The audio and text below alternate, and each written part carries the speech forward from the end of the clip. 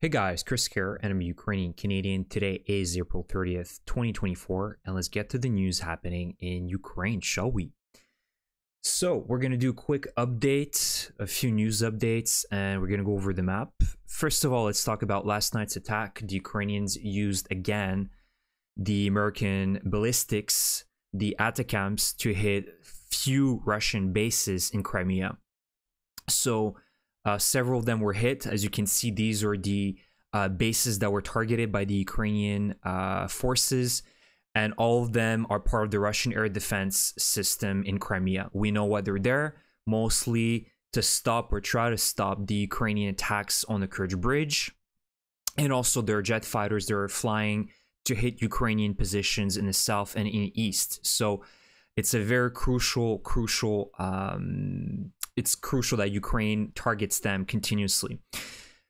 So again, Jankoy air base was targeted. This is an air base, as you can see here in the north of Crimea, that hosts a lot of helicopters and jet fighters. There's a few bases here that have different S-series air defense systems. So we know that Ukraine mainly is doing this, attacking them because they're preparing for an eventual final blow of the Kerch Bridge. We've talked about it so many times. It needs to go, and this needs to be the very final last attack so we can forget about that bridge and weaken the Russians by half in Crimea.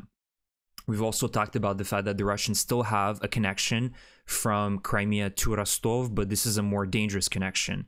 They've built this railway line, but it's going to be much closer to the actual front line, and the Ukrainians will have more fire control rather than trying to reach the Kerch Bridge, which is twice, if not three times, further away from the front line. So this is a juicy target that we're all waiting to once wake up in the morning and see it gone. And again, as I said, it needs to be the final blow. No more, partial damages or partial destruction of the bridge. It needs to be a huge span of a huge section of the bridge completely wiped out. We're talking about the railway corridor and the vehicle corridor. So we know the deadline. The Ukrainians have set it for July 2024. That is when, at the very latest, we should expect this bridge to be fully destroyed. And so I think that right now it's just a planning operation. The Ukrainians are taking their time because you cannot rush through this. It needs to be well prepared and planned. So I can only hope that this operation will go successfully for the Ukrainians. In the meantime, we will see more of these attacks as the Ukrainians are trying to weaken the Russian air defenses in Crimea specifically. Last but not least, before I go into the map, let's talk about the fuel problem that the Russians are now feeling. And you guys already know, since the beginning of this year, the Ukrainians have been continuously striking Russian refineries, oil depots throughout Russia. And they've destroyed or damaged several dozen refineries, some of the most important ones.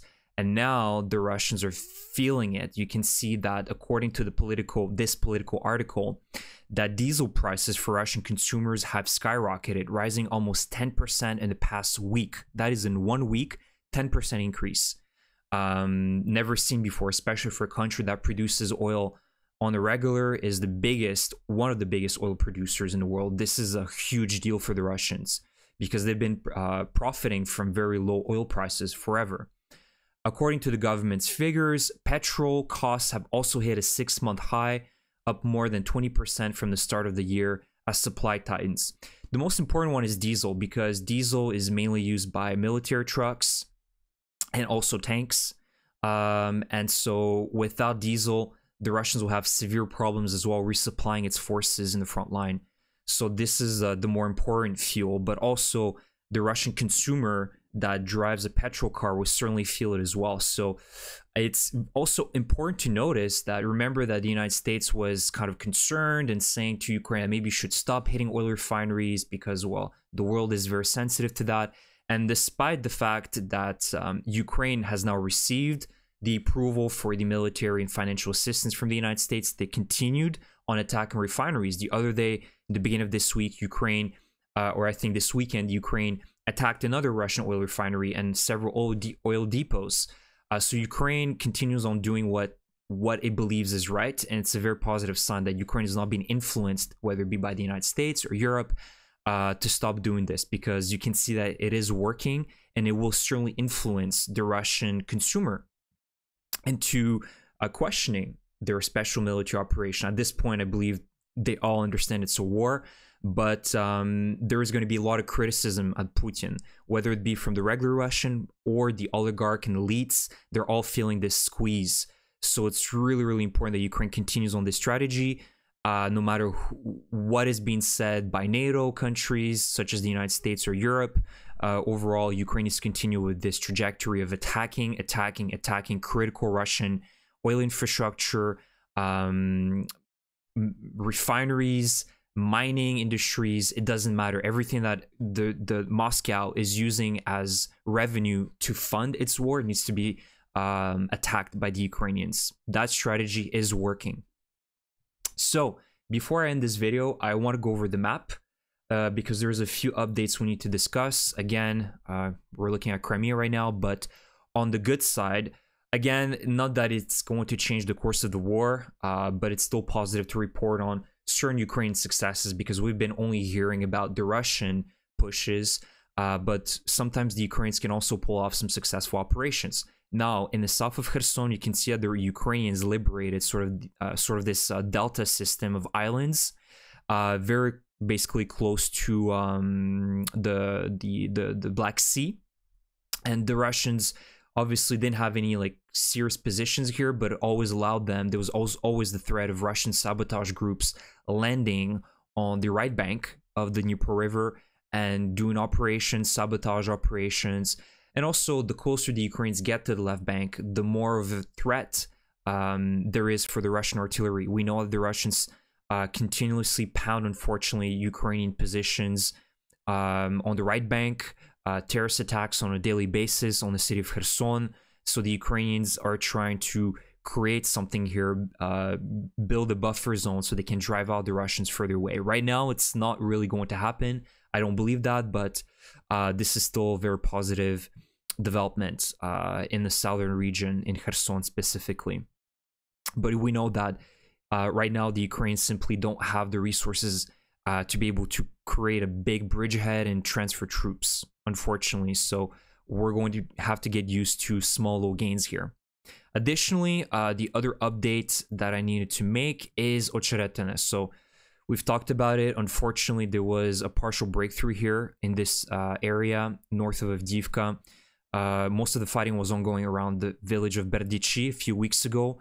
But as of two and a half weeks ago, the Russians have broken through here because of a bad troop rotation, and the new brigade that was supposed to replace the 47th Brigade that was fighting here was poorly equipped to be able to defend their positions as they were rotated here. So unfortunately, you can see this is the result of this this blunder. And again, the Russians are advancing, but slowly. This is not a breakthrough where, like how we saw in Kharkiv, within 2-3 days, the Ukrainians pretty much liberated like this entire section, right? It's still a partial breakthrough. It is still hurtful, but you can see that we're not talking about the Russians capturing all the villages that are pretty much at the doorstep of Pokrovsk or Konstantinivka, right? This would be serious. But this is still an area of concern for us right now.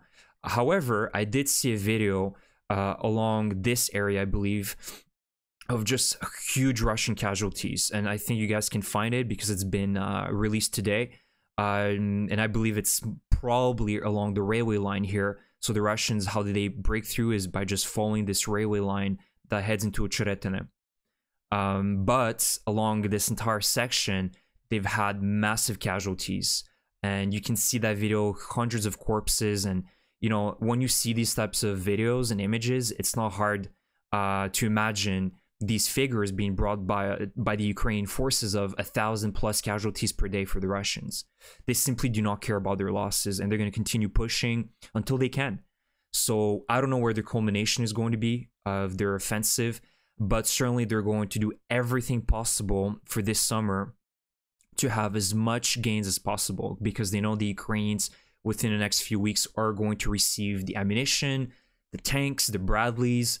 The Czech initiative as well is going to be initiated by June. It's been promised that Ukraine will receive these 1.5 million shells by June, July of this year.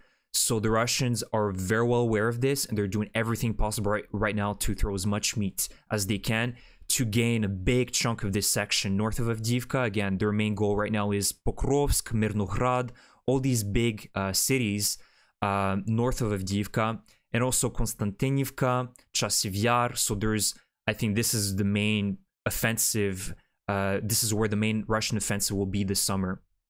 So it will get worse before it gets better for the Ukrainians. As I've mentioned in my previous video, it's going to be very difficult next few months, but we're all focusing right now on the Ukrainian forces are focusing on stabilizing the line for the summer, weakening the Russians to a point where perhaps in 2025, there will be a chance for a Ukrainian offensive. So all that remains to be seen, because it's all based on the assumption that Ukraine will receive continuous support from its allies, right? Which we have seen in the past is not always continuous, and there's always breaks, and there's always moments where there's indecisiveness, and the Ukrainians are pretty much stuck on the begging phase. Whereas the Russians, let's face it, why are the Russians capable of pushing? Is because they're fully supported continuously by China and Iran and North Korea. There is no break with their help. Yeah, I can say that maybe China is not really fully supporting Russia in terms of lethal aid, aka giving them tanks, jet fighters, lethal weaponry, but they're still providing them key goods, key components, key trade routes that the Russians are pretty much dependent on. And Russia is pretty much a vassal state now of China. Putin very well understands that, but he doesn't have a choice, because he knows that if he stops the war right now, he's done, right? In the next few years at the latest, he's going to be done, and the Russians won't forgive him for this blunder. So as you can see, Russia can count on its allies, whereas Ukraine still to this day is unsure whether in 2025 the United States is still going to be committed to helping Ukraine. Whether in 2025 Europe is also, and NATO countries are going to be committed in helping Ukraine. So that is the disadvantage.